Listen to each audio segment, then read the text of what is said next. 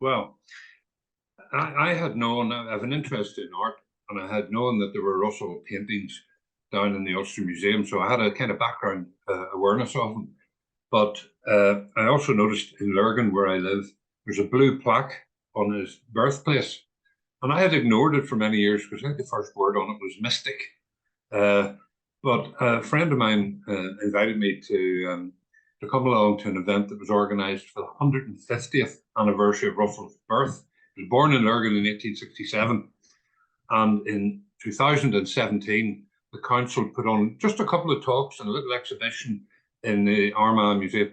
But I went along to some of that, and I got more and more interested in Russell and realised that apart from being a mystic, he was a very accomplished artist, a very accomplished poet, very accomplished writer, and had a big hand in a lot of the developments in Ireland right across the piece from about 1895 to about 1930, which was the formative years of the Irish state, north and south. And he was involved in everything, the politics, the economics, the literature, the literary revival. He was friends and mentor to some of the great figures of that time in different walks of life. And in all of that, he was a pacifist, he was a vegetarian, he was a supporter of women's rights when few men were at that time, and just an incredibly interesting figure. And just the fact that he and one of the people most interested in Russell was a chap called John Donoghue, who had come to Lurgan to give a talk. John was a psychologist, and he firstly formed the view that since Russell was brought up in Lurgan to the age of 11, that he was essentially formed in Lurgan. His mind, his mentality was formed in Lurgan, even though most of his public life later was based from Dublin. But John, the psychologist, said what drew him to Russell was the fact that this guy could be a sort of, on the one hand, a dreamy, mystical, philosophical guy with his head in the stars and deep in meditation, and at the same time, one of the most practical and pragmatic and efficient doers of things, getting things done, getting things organized, getting things off the ground. And when you add all that together, he lived about 7 lives in one. And so what drew me was just this incredibly interesting and accomplished figure. And what really puts the icing on the cake is that he had an internal belief system based on mainly some of the old Indian philosophies, the Bhagavad Gita and texts like that. But it made him live a life of deliberate self-perfection and service to others. So unlike an awful lot of the big figures of that time who had their own agenda, be it political, be it literary, whatever it might be, Russell's underlying agenda for everything he did was to better the lives of others. And that's an incredible combination. And so I just got more and more interested. I found out more and more about him. And the more I found out, everywhere I tripped along, there was Russell during that period of history, getting things moving, whether it was Irish art, creating a unique brand of Irish art to offer the rest of the world, or whether it was getting a children's hospital built for the first time. He was involved in it all. So that's kind of what drew me. And then since we had that event on the in 2017 on the 150th anniversary of his birth, a few of us got together here in Lurgan and decided we can't just wait to the 200th anniversary.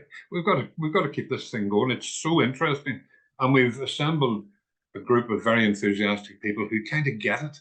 But some are attracted to the art, some are attracted to the literature or the poetry, some are attracted to the mysticism, and some are attracted just to the person. So it's an incredible, and they're all coming at it from different directions. But it's created a lot of energy here, and we've got a lot going on.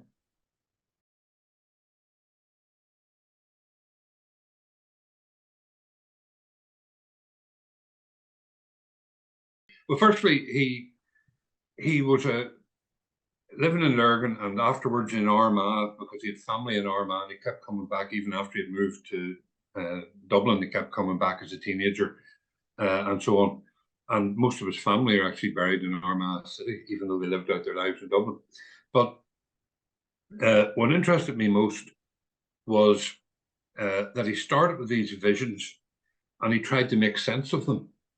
And when he got to Dublin, he was introduced to a kind of avant-garde group of people who had a household in central Dublin called the Theosophy Lodge.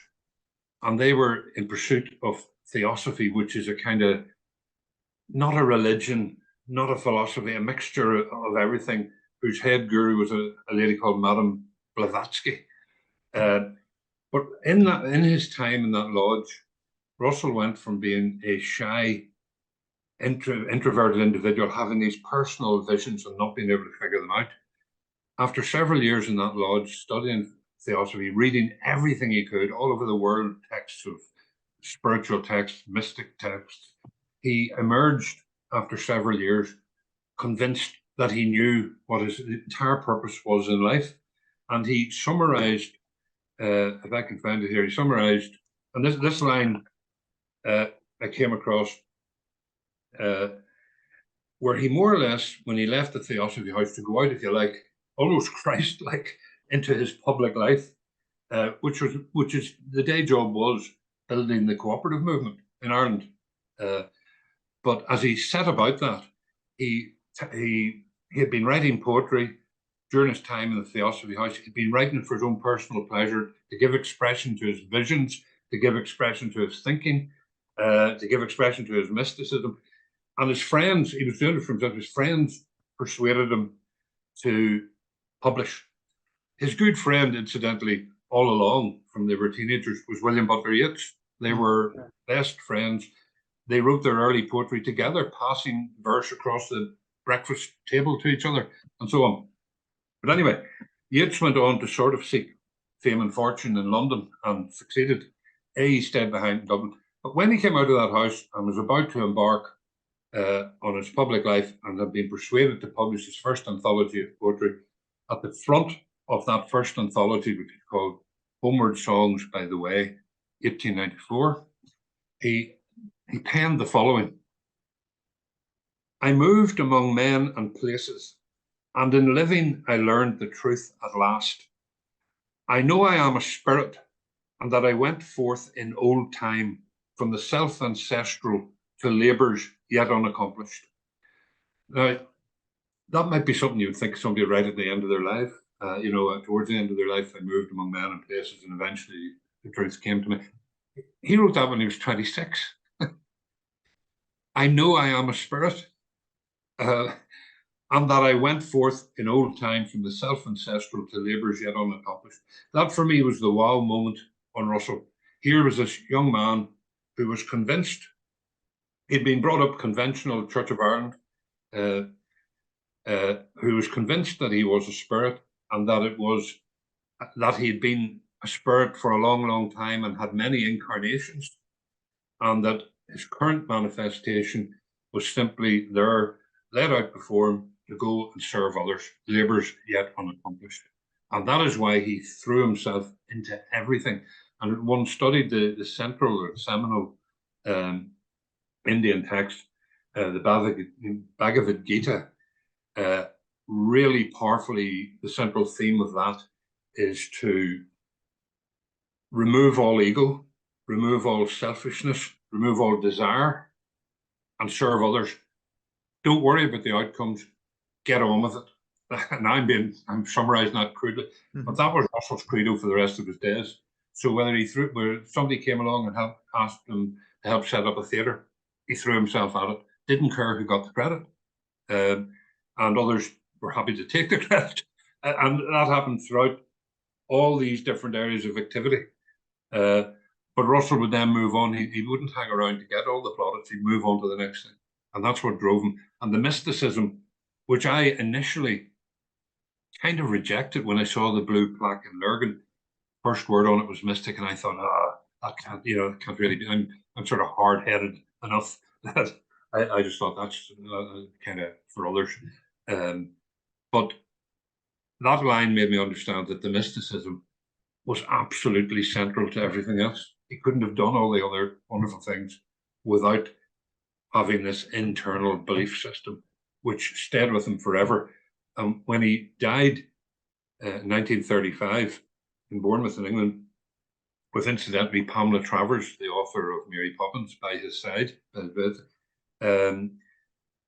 a well-thumbed copy of the Bhagavad Gita was by his bedside locker, and open at the page where talks about living your final manifestation before you take your place among the higher spirits.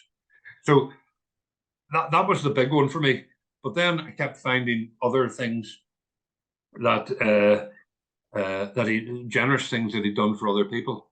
How many cooperatives he set up, how he went about it, his people skills, and throughout his life, there's a big contrast between him and Yeats. Yeats liked to be in charge. Yeats liked to bark out the orders. He didn't suffer fools. Russell was the opposite. Russell would just go quietly, democratically, helping people, helping them to find their own way, and just a remarkable personality, but a really effective guy at getting things done.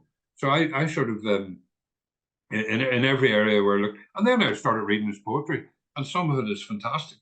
Some of it, yes, you could say, again, contrast with Yeats. Yeats was a wordsmith, perfectionist. Yeats would agonize for 2 days over what was the best word of 2 options in a line of verse.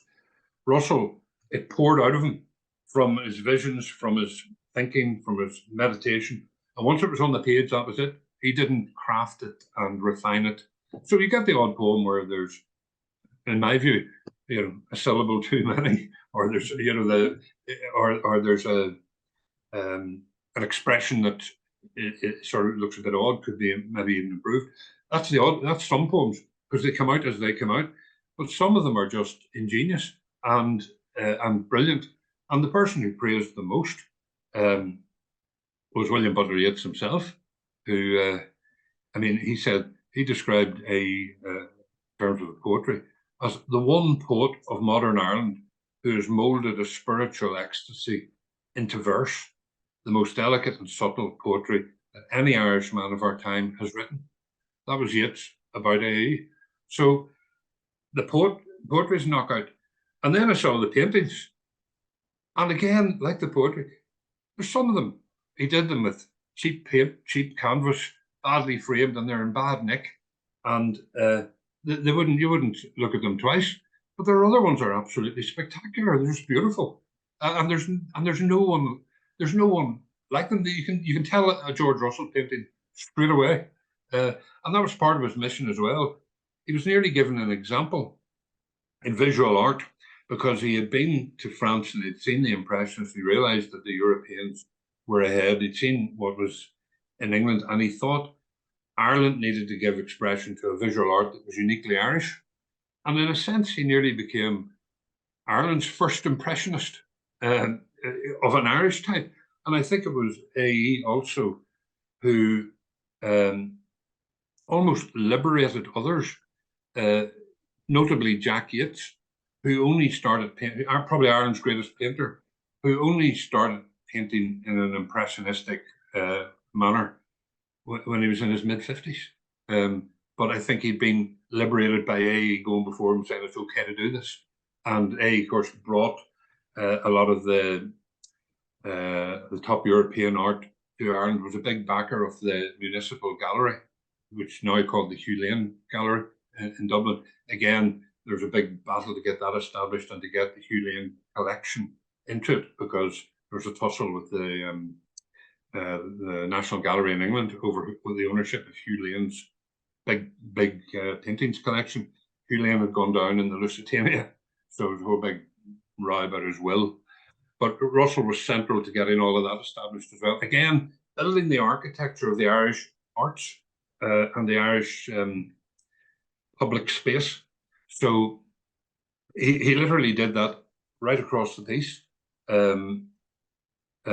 just in every sector. So everywhere where I found him, I found real insight, real beauty, something unique, something different. And even when you get to his prose, and again, some of his prose I could find fault with, but then you just hit something that's pure genius.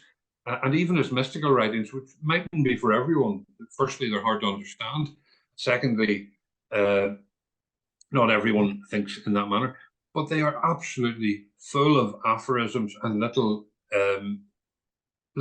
thought points that can really be quite intriguing and can take you quite a long way on your own if you sit and think about them. So all in all, the more I found out at each area of activity of AE, I realized this is just an incredibly impressive person, an artist and thinker. And there's a kind of criticism, and this is where he's lost. He hasn't been given his place in the history of all of this in the way that Yeats has, or Joyce, or even later Patrick Kavanagh, or and even in the political field, all the revolutionaries, or in the cooperative field, Plunkett, and a lot of areas, he doesn't get quite his place, partially because his own belief system told him to move on. Don't be hanging around to get credit for what you've done. Move on. But also because there's this thing that's crept in that if you're not the preeminent person, then but you're good at a lot of things, then you're a jack of all trades or something like that, which is the biggest put down you could get. He was a master of all trades. You know, Yeats may have been Ireland's greatest poet, but for most of their lives, was regarded as Ireland's second best poet, which isn't bad. His paintings still command quite a bit of money today. There's still definite interest in them.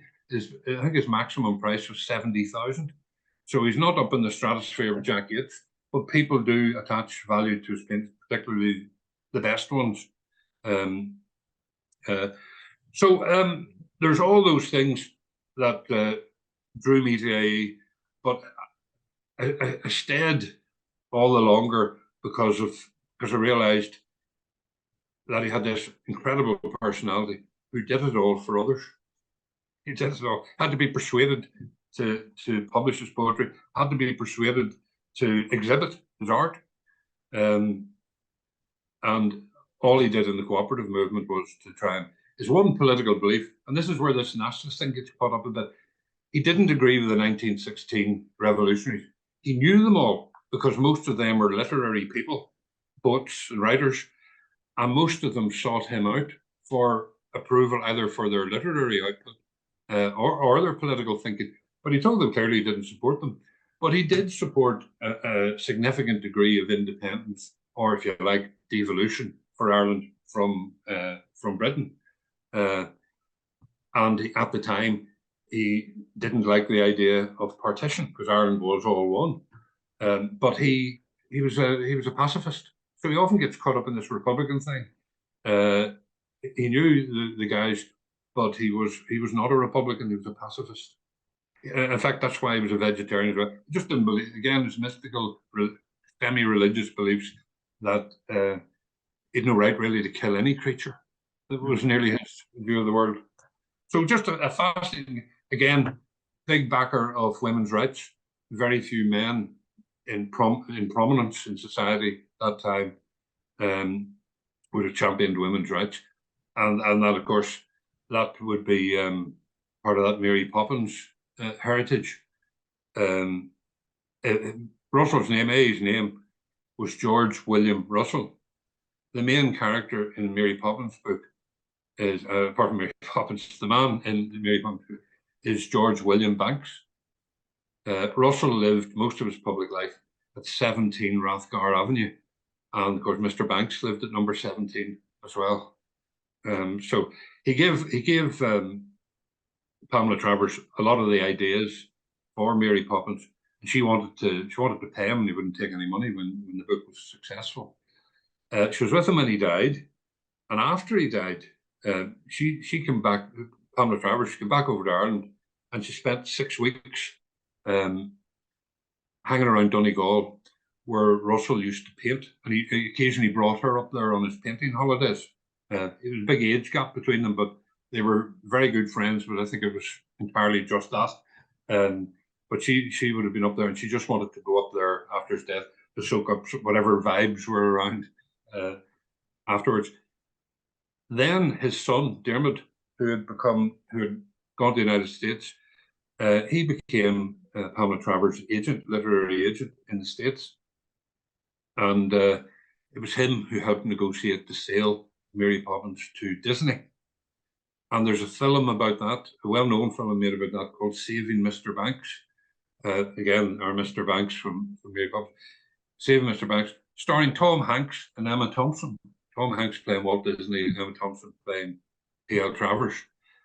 But the very first scene of that is a guy knocking on the door of Pamela Travers' house, and it's Dermot Russell is the character, and he's telling her you're going to have to sell to Disney. Dermot Russell had one daughter, and he named her Pamela after Pamela Travers, and she's still alive in America, and we've been in touch with her. So, there's still a link, right through to the Russell family. So, I think those are some of the things that impressed me about him. But and also he's because his politics actually were moderate. Yes, he believed in independence, or a measure of independence under the crown within the empire. So in a sense, that's devolution. And if you were to look at, you have to look at the politics of that day through the lens of that day. If you look, but in today's money, that makes him more. He's in favour of devolution. That makes him. Well, all the parties here in Northern Ireland, for example, are in favour of devolution. A certain measure of self-government within the UK. Some obviously want it without the UK, but so his politics were actually radical but not extreme. And for a place even like Lurgan, and this struck me as well, he could be a role model. He could be somebody, conventionally a Protestant who